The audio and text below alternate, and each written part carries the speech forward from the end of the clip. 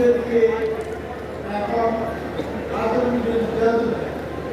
এটা এই এটা তাদের এই দেশেই দিন ইসলামের খেদমত করব এবং দিনকে কায়েম করার জন্য আমাদের সর্বোচ্চ ত্যাগ স্বীকার করতে হবে, তা করবো ইনশাআল্লাহ। আমি আজকে আনন্দিত, কারণ এইরকম গ্রন্থ আমি বাংলাদেশে শিগগিরই আমি দেখি নাই, পিছনে দেখি নাই। আজকে দেখে মনটা আমার প্রশান্ত হয়ে গেছে। আমার সামনে সব তরুণ সমাজ আলহামদুলিল্লাহ তরুণরা যখন একমত হয়ে যাবে, ইসলাম ছাড়া আমরা কোনো কিছু আমাদের জীবন পরিচালনার জন্য কোনো দর্শন মানব না।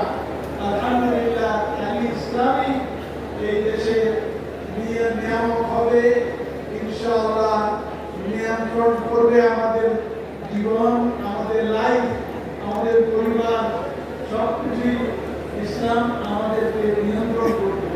আলহামদুলিল্লাহ আজকে যা দেখছি তাতে আমি এই বৃদ্ধ বয়সে আমার আজম নির্যাতন আমার ভিতরে এই চিন্তা এসে গেছে, এই বিশ্বাস। আলহামদুলিল্লাহ এই দেশে ইসলাম ছাড়া অন্য কিছু চলতে পারে না। ইসলামের জন্য সর্বশেষ ত্যাগ স্বীকার, শেষ রক্তবিন্দু পর্যন্ত যদি দিতে হয় তা আমরা দেব ইনশাআল্লাহ।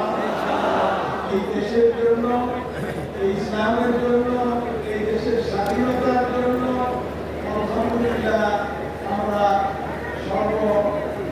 সর্বশক্তি নিয়ে আমরা নিয়োগ করতে আমরা প্রস্তুত আছি আলহামদুলিল্লাহ।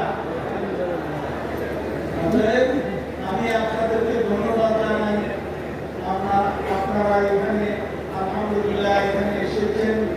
এটা ইসলামের সৌন্দর্য প্রকাশ করার জন্য, বাংলাদেশ স্বাধীন রাখার জন্য। আলহামদুলিল্লাহ এই দেশে একমাত্র আমাদের জীবন নিয়ামক হবে, আমাদের জীবন নিয়ন্ত্রণ করবে একমাত্র আল্লাহর দ্বীন ইসলাম। সুতরাং এই চেতনা নিয়ে, এই বিশ্বাস নিয়ে আমরা একত্রিত হয়েছি। আমাদের এই বিশ্বাসকে আরো শক্তিশালী করে এবং আমাদের এই ইমানকে আরো মজবুত করে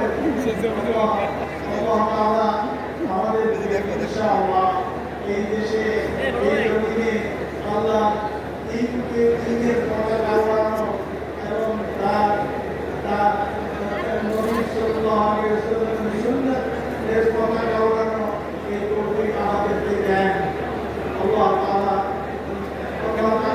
দোয়া করে আমি আর বেশি কোনো কথা বলতে চাই না, আমি আপনাদের থেকে বিদায় নিতে চাই। আলহামদুলিল্লাহ আল্লাহ তাআলা